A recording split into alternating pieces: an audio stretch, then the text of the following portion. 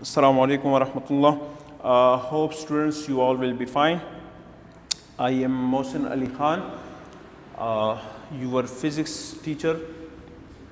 Hope कि आपको अच्छे तरीके से फ़िज़िक्स का लेक्चर डिलीवर कर सकूं, अच्छे तरीके से आपको समझा सकूं। हमने यूनिट 6 में यूनिट 6 में हमने आर्टिकल 6.8 से पहले डिस्कस कर लिया था, ओके। और आर्टिकल 6.8 हमने स्टार्ट करना है और unit number 6 work, energy and power. 6.8 जो हमारा आर्टिकल है वो है एफिशिएंसी, ओके। एफिशिएंसी हम यूज़ क्यों करते हैं और एफिशिएंसी की ज़रूरत हमें क्यों पड़ती है, ओके। एफिशिएंसी कहते किसको हैं? तो हम एफिशिएंसी किसी भी मशीन के वर्किंग को जज करने के लिए, किसी भी मशीन के वर्किंग को जज करने के लिए क्या हम एफिशिएंसी का वर्ड यूज़ कर लेते हैं या एफिशिएंसी की टर्मिनोलॉजी यूज़ कर लेते हैं। या हम अगर ये देखें कि ये मशीन कितना अच्छा काम कर रहा है तो उसके लिए भी हम एफिशिएंसी को यूज़ करते हैं, ओके। तो हम एफिशिएंसी के ज़रिए क्या जानते हैं कि how good A machine is, ये मशीन कितना अच्छा काम कर रहा है, ओके। इसकी वर्किंग कितनी अच्छी है। और ये वर्किंग जानने के लिए एफिशिएंसी डिपेंड करता है किस चीज़ पर? आउटपुट पर, कि जो आउटपुट हमें मिल रहा है, okay, as compare to input energy हमें कितना आउटपुट ये दे रहा है। ये मशीन हमें as compare to input energy कितना आउटपुट एनर्जी प्रोवाइड कर रहा है। हम मशीन को इनपुट एनर्जी देते हैं और ये हमें आउटपुट एनर्जी प्रोवाइड कर लेता है। तो वो output energy as compare to input energy कितना है। मीन्स अगर हम इनपुट जो है वो 100 जूल दे रहे हैं तो आया 100 का 100 जूल हमें आउटपुट में मिल रहा है, या 90 जूल हमें आउटपुट में मिल रहा है, या 50 जूल कितना मिल रहा है, वो हम देखते हैं, ओके। और किसी भी मशीन के, मैंने यही बताया कि किसी भी मशीन के वर्किंग को जज करने के लिए या मेजर करने के लिए हम क्या यूज़ करते हैं? एफिशिएंसी की टर्मिनोलॉजी हम यूज़ कर लेते हैं। एफिशिएंसी में हम क्या करते हैं कि इनपुट एनर्जी को और आउटपुट एनर्जी को, या इनपुट वर्क को या आउटपुट वर्क को, या इनपुट एनर्जी ट्रांसफ़र और आउटपुट एनर्जी ट्रांसफ़र को हम कंपेयर करते हैं। एफिशिएंसी आपके पास इक्वल है, एफिशिएंसी का सिंबल है आपके पास ईटा सिंबल है, ओके। और एफिशिएंसी इक्वल है यूज़फुल आउटपुट वर्क और useful output energy divided by input energy और इनपुट वर्क डन, ओके। या आप ऐसे भी कह सकते हैं कि required form of output divided by input energy, कि मुझे किस फॉर्म में एनर्जी रिक्वायर्ड है उस मशीन से या उस सिस्टम से, multiply by 100 in percentage. Usually हम एफिशिएंसी को परसेंटेज में मेजर करते हैं, ओके। एफिशिएंसी को यूजुअली हम परसेंटेज में मेजर करते हैं। और क्यों परसेंटेज में? क्योंकि ये रेशो है between input energy and output energy. Output energy और इनपुट एनर्जी के दरमियान ये रेशो है, और रेशो का कोई यूनिट नहीं होता क्योंकि ये सिमिलर क्वांटिटीज़ के दरमियान होता है। Ratio lies between two similar quantities, okay. अच्छा, और किसी भी मशीन की अगर आप एफिशिएंसी देखना चाहें, किसी भी मशीन की वर्किंग देखना चाहें, तो वो हमेशा के लिए एफिशिएंसी आपको 100% से लेस देगा, except for an ideal case. Ideal case या आइडियल सिस्टम में मीन्स थ्योरेटिकली जो हम कागज़ पर सॉल्व करते हैं, ओके, तो उसमें आपके पास 100% आ सकती है। लेकिन अभी तक कोई भी ऐसी मशीन डेवलप नहीं हुई कि वो आपको 100% एफिशिएंसी दे सके। प्रैक्टिकली ये पॉसिबल नहीं है। आपके पास डिफरेंट किस्म के मशीन्स हैं। मशीन जो है वो लिवर भी हो सकता है। लिवर भी आपके पास एक मशीन है। मशीन वो चीज़ है जो ह्यूमन एफर्ट को कम कर सके, ओके, जो ह्यूमन एफर्ट को कम करे, तो वो आपके पास लिवर भी हो सकता है।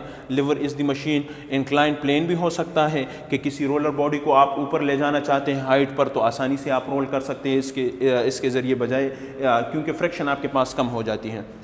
और पुली के ज़रिए भी आप किसी भी बॉडी को अपलिफ्ट कर सकते हैं, ओके, कि आप किसी भी बॉडी को हाइट पर ले जाना चाहते हैं तो उसके लिए हम पुली यूज़ कर लेते हैं।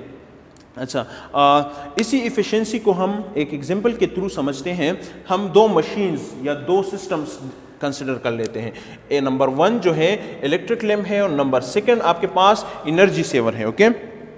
नंबर 1 आपके पास इलेक्ट्रिक लैम्प है और नंबर 2 एनर्जी सेवर है। तो तो अगर हम इन दोनों सिस्टम या दोनों मशीन्स की बात करें तो हम कंसिडर करते हैं कि हम इन दोनों सिस्टम को सेम इनपुट एनर्जी प्रोवाइड कर रहे हैं, same input energy. For example मैं दोनों सिस्टम को 100 जूल इलेक्ट्रिकल एनर्जी प्रोवाइड कर रहा हूं, 100 जूल इलेक्ट्रिकल एनर्जी दोनों सिस्टम को मैंने प्रोवाइड कर ली। In case of electric lamp मुझे लाइट कम मिलती है बनिस्बत हीट के, हीट मुझे ज्यादा मिलती है।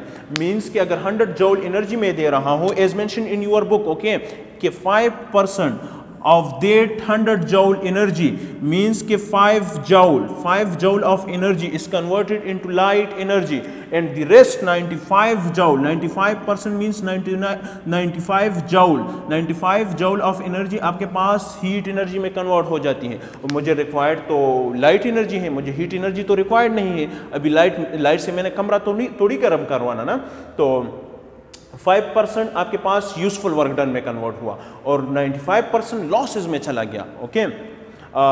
तो इट्स मीन कि इसकी इफिशिएंसी आपके पास कम आएगी। Is it clear? इसकी इफिशिएंसी आपके पास 5% इसकी इफिशिएंसी आ रही है इलेक्ट्रिक लैम्प की, ओके, या इलेक्ट्रिक बल्ब की इफिशिएंसी 5% है। लेकिन इसके कंपैरिजन में अगर हम एनर्जी सेवर की बात करें तो एनर्जी सेवर काफ़ी ज़्यादा एफिशिएंट है बनिस्बत इलेक्ट्रिक लैम्प के या इलेक्ट्रिक बल्ब के। अगर हम इसको 100 जूल एनर्जी देते हैं तो बनिस्बत हीट के ज़्यादा एनर्जी लाइट एनर्जी में कन्वर्ट हो जाती है। 100 जूल में से फॉर एग्जाम्पल 80% जो है वो, या 80 जूल जो है वो लाइट एनर्जी में कन्वर्ट होगी और बाकी 20% जो है वो कुछ ना कुछ हीट एनर्जी भी प्रोड्यूस हो जाती है। तो इसकी एफिशिएंसी ज़्यादा है बनिस्बत इलेक्ट्रिक लैम्प की। Is it clear? I hope you all will understand that, okay. For same input energy which one is more efficient? For same electrical energy, for same input energy, energy saver is more efficient than electric lamp। अच्छा, next एक थोड़े से complex problem की तरफ जाते हैं। एक पुली system को हम कंसिडर करते हैं, pulley is the machine, okay. और मुझे क्या करना है, मुझे एक स्टोन बैग है मेरे पास, ओके। हम कंसिडर करते हैं कि एक स्टोन बैग है, या आप कंसिडर करें कि एक सीमेंट बैग है और उसको मैंने लाना है टॉप स्टोरी पर। ये ज़मीन है, ये अर्थ सरफेस है, अर्थ सरफेस से मैंने इसको अपलिफ्ट कराना है, अर्थ सरफेस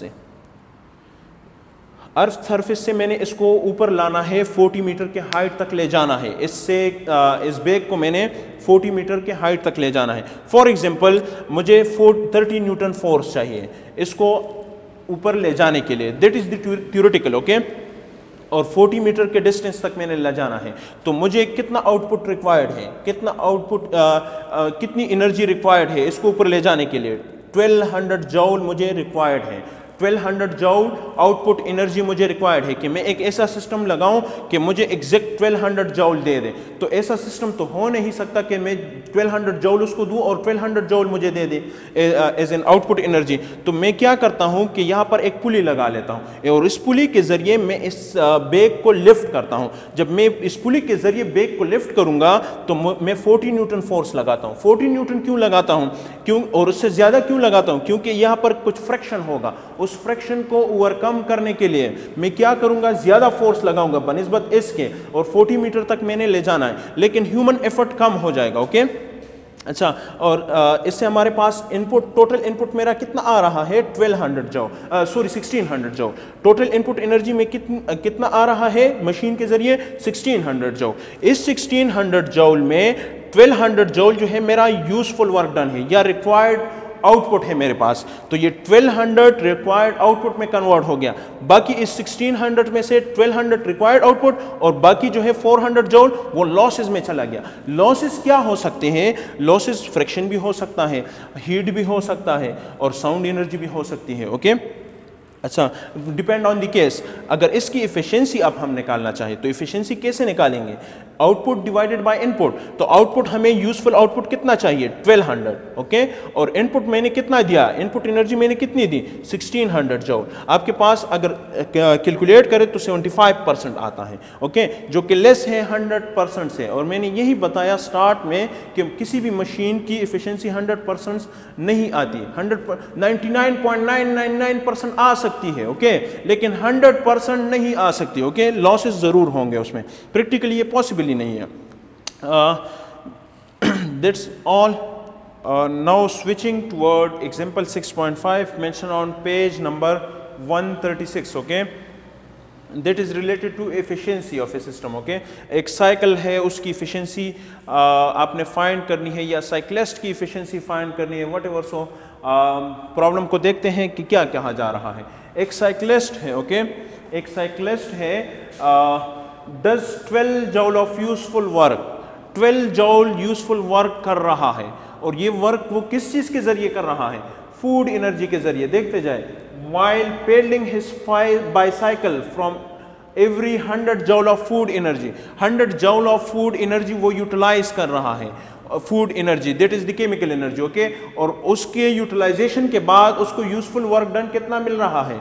12 जूल उसको यूजफुल वर्क मिल रहा है। आपने फाइंड करना है कि एफिशिएंसी कितनी है, इस साइक्लिस्ट की एफिशिएंसी कितनी है, और कितनी एनर्जी इसकी लॉसेस में जा रही है। ये भी फाइंड करना है, ओके, कि कितनी एनर्जी लॉस हो रही है और कितनी एफिशिएंसी है उसकी। 100 जूल फूड एनर्जी वो यूटिलाइज कर रहा है, 12 joule of that food energy goes into useful work done. Okay, useful work done आपके पास कितना है?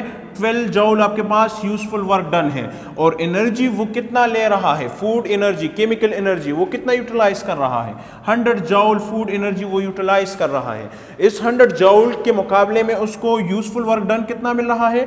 12 जूल। ओके, हमने फाइंड करना है एफिशिएंसी। एफिशिएंसी हमने सिंपली ये बताया कि आउटपुट डिवाइडेड बाय इनपुट, या यूजफुल वर्क डन या useful energy divided by input energy. तो इनपुट एनर्जी कितनी है? 100 जूल है, और आउटपुट 12 जूल। सिंपली डिवाइड करें, मल्टीप्लाई बाय 100 करें, आपके पास परसेंटेज में एफिशिएंसी आ जाएगी। अच्छा, इसके बाद मैंने कहा कि नेक्स्ट पार्ट में आप ये भी परफॉर्म करें कि कितनी एनर्जी लॉस हो गई, कितने percent of the energy get lost. Okay, losses हम कैसे निकालते हैं कि 100 माइनस एफिशिएंसी, तो 100 माइनस एफिशिएंसी जो हमने निकाली 12%, उसको माइनस कर देना है, सब्ट्रैक्ट कर देना है 100 से, तो बाकी कितना रहा? 88% of the food energy, 88% of the chemical energy get lost. Okay, 88% energy आपके पास लॉस हो जाती है, और जस्ट 12% यूजफुल वर्क डन में कन्वर्ट हो जाती है। इसकी एफिशिएंसी अगर देख ले तो काफ़ी कम है। Okay, that's all from my side. If you have any question in efficiency, then you may ask in the comment section. Okay, thank you very much.